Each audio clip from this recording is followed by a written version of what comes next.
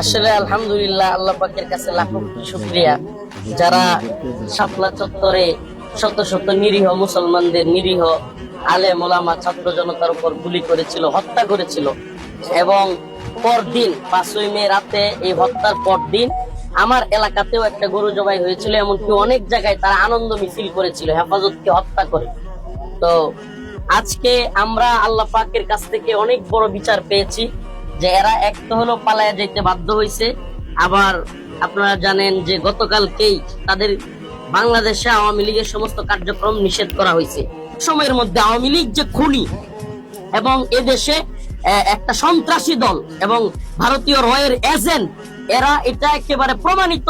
অতএব এবং জাতিসংঘের মাধ্যমে প্রমাণিত হয়েছে যে জুলাই বিপ্লবে আওয়ামী লীগ দলীয় সিদ্ধান্তে হত্যাযজ্ঞ চালিয়েছে এবং শাপলা চত্বরের খুনও প্রমাণিত হয়ে গেছে।